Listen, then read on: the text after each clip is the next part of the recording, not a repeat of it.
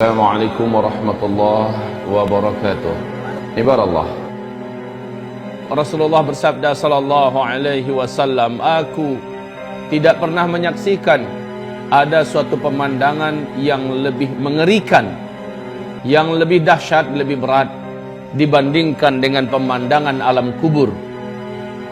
Di dalam hadis yang sangat panjang di Sahih Muslim, Rasulullah SAW bercerita bagaimana pengalamannya dibawa oleh malaikat Jibril dan malaikat Malik mengarungi atau melintasi wilayah kehidupan alam dunia, tembus menuju ke alam barzakh. Rasulullah melihat pemandangan-pemandangan. Makanya kata beliau dalam hadis pertama tadi, aku belum pernah menyaksikan ada pemandangan yang lebih mengerikan, yang lebih menakutkan, melebihi pemandangan alam kubur. Faman naja minhu fama ba'dahu aisar. Siapa yang selamat di alam kubur, kehidupan setelahnya baginya adalah ringan dan mudah. Faman lam yamju minhu fama ba'dahu asyad. Siapa yang di alam kuburnya ternyata dia banyak masalah, siapa yang di alam kuburnya dia ternyata banyak mengalami tekanan, siksaan apalagi, maka kehidupan setelah itu asyad, adalah lebih dahsyat baginya, lebih berat untuknya.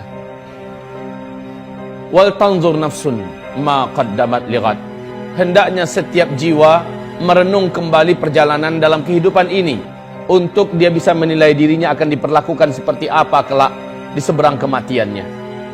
Kehidupan ini adalah kehidupan yang singkat, wahai hamba-hamba Allah. Kehidupan yang singkat. Kenapa demikian? Urut-urutannya, kata Rasulullah SAW, kehidupan di alam rahim sempit dan waktunya cuma 9 bulan. Ketika orang itu lahir, dia berpindah kehidupan yang lebih lapang sedikit. Betul tidak? Dunia ini yang terbentang, yang bisa kita pergi ke timur, ke barat dengan pesawat segala macamnya, dan umurnya juga lebih lapang sedikit, yaitu bisa 60 tahun, bisa 63 tahun, paling banter hanya 80-90 tahunan begitu, kurang lebih. Sedikit sekali yang lewat dari 100 tahun. Lalu setelah itu dia mati. Kehidupan yang dia hadapi setelah kematian itu jauh lebih panjang, dan ke alamnya jauh lebih luas dan lapang. Makin kesini makin mengembang. Nanti setelah tiupan sangkakala yang kedua, ya, setelah kiamat terjadi di tiupan sangkakala pertama, kemudian manusia, jin, seluruh binatang, langit dan bumi sirna. Kullu man 'alaiha fan wa yabqa wajhu rabbika dzul jalali wal ikram. Seluruh yang ada, yang pernah Allah ciptakan di tiupan sangkakala pertama akan menjadi sirna seluruhnya. Kemudian pas tiupan yang kedua, manusia dihidupkan kembali. Nah, itulah kehidupan yang tidak ada lagi batasnya. Kehidupan yang tidak ada lagi kematian. Ternyata, wahai Bapak Ibu, saudara-saudari yang kami muliakan, kematian adalah ciptaan Allah. Kematian nanti pada hari kiamat, kata Rasulullah SAW, di depan seluruh jin dan manusia di padang mahsyar akan diambil oleh malaikat maut. Lalu dicengkramnya dengan tangan kirinya. Kematian itu seperti binatang, kata Rasulullah.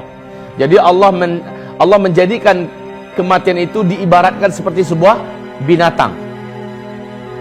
Apabila orang yang masuk surga telah diantarkan ke surga dan mereka masuk.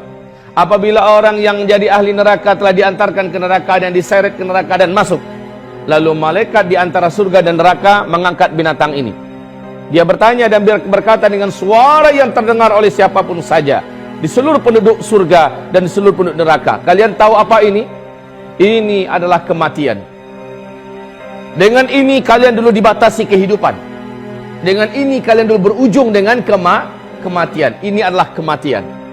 Maka malaikat ini langsung menyembelih kematian itu di depan seluruh penduduk surga yang ada di surga. Oleh penduduk neraka yang ada di neraka bisa menyaksikannya. Maka setelah dia sembelih kematian itu, malaikat berkata, khuludun khulud lal maut. Sekarang kehidupan kekal, tidak ada kematian.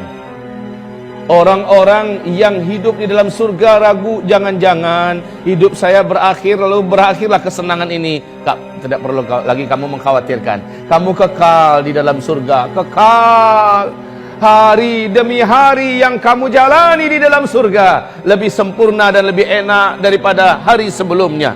Bertambah waktu ke depan, bertambah indah, bertambah enak, bertambah lezat, bertambah nyaman, bertambah bahagia di dalam surga. Dan kesedihan juga adalah makhluk, itu pun dibuang dan dimatikan oleh Allah. Tidak ada lagi kesedihan, tidak ada sakit yang dalam surga. Sementara yang di neraka, mereka berharap mudah-mudahan ada ujung dari kehidupan dalam neraka, yaitu kematian. Tapi setelah dia lihat kematian disembelih oleh malaikat maut, bahwa kematian sudah tidak ada, bertambah menjadi putus asanya ahli neraka. Gimana? Kalau seandainya bisa bunuh diri mati mah enak, ya kan? Dalam neraka bunuh diri mati, ya enak, lepas daripada neraka. Ini malah nggak bisa mati. Ya Rabb, ibarat ma'asyiral muslimin, apakah kehidupan yang sebentar saja di kehidupan dunia ini berhasil melenakan dan melalaikan kita? Rugi, Bapak Ibu, rugi.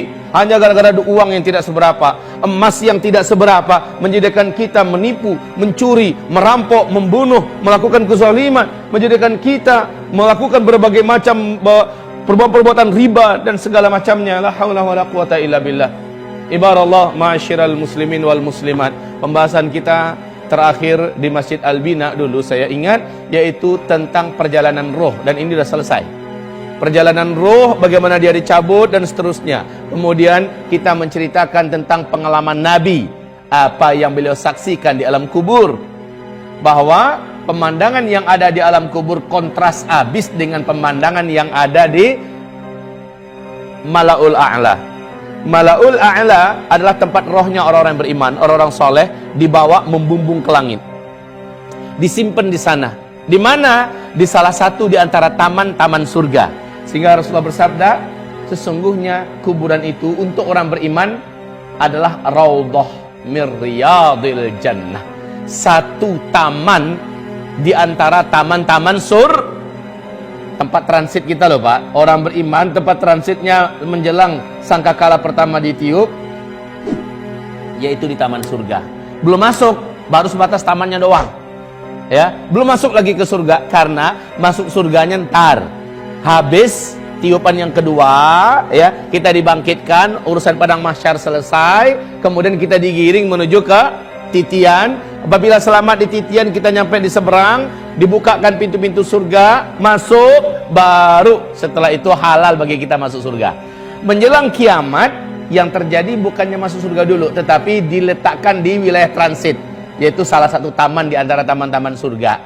Di dunia ini untuk dapat ke taman yang sangat indah, karcis dan ongkos masuk saja mahal, dan kita akan selfie-selfiean di sana, foto-foto, ya, menghabiskan waktu.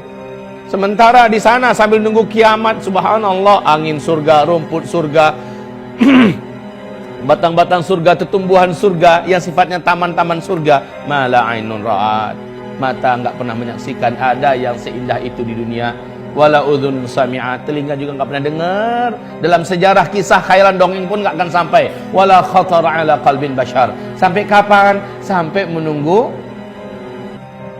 sangkakala pertama ditiup. Jadi tempat transitnya, siapa yang paling tinggi posisinya di alam kubur atau alam barzakh, di a'la, di Mala'ul A'la itu. Jadi ada levelnya. Mala'ul A'la, ya, inilah tempatnya orang-orang yang ditinggikan oleh Allah. Yang tertinggi adalah Al-A'la Illiyin. A'la Illiyin, ini yang paling tinggi dari seluruh yang tinggi-tinggi. Saya rasa, saya yakin Bapak Ibu semua sepakat dengan saya. Enggak perlulah harus di A'la Illiyin, pokoknya di Mala'ul A'la aja udah nyaman dah. Bener nggak? Amin ya Rabb. Amin ya Rabb. Semoga nanti kita bisa ketemu di sana. Ya Allah ya Rabb, ya Rabb. Dan mereka yang di sana itu Bapak Ibu tahu, persis di kehidupan dunia ini bisa saling bual-bual. Kalau bahasa orang Malaysia berbual-bual, ngobrol-ngobrol, cerita-cerita. Bu, Ibu dulu tinggal di mana di dunia? Oh, saya di sudutnya Sunda, sebelah sana. Ya, Pak, Bapak tinggal dulu di mana? Saat itu Bapak Ibu yang kami muliakan, halal bagi kita untuk berbicara tentang masa lalu di kehidupan dunia. Tetapi yang enggak nyampe di sana ditanyain, Kamu kan si Fulana yang tetangga saya di rumah saya. Iya, betul. Kamu kan udah ninggalnya kapan? 2 minggu yang lalu. Masya Allah, kok saya nggak tahu ya? Kamu aja yang sibuk. Terus anak-anak saya gimana pas kamu tinggalin? Loh, nggak ketemu sama kamu? Enggak. Anak kamu udah meninggal duluan sebelum saya 3 bulan yang lalu dalam tragedi kecelakaan. Lalu dicari database-nya, gitu loh kita nanti di Malaul A'la dicari database-nya. Kok anak saya nggak ada, di mana posisinya?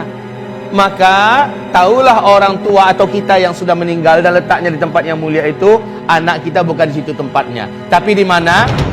Asfalas safilin.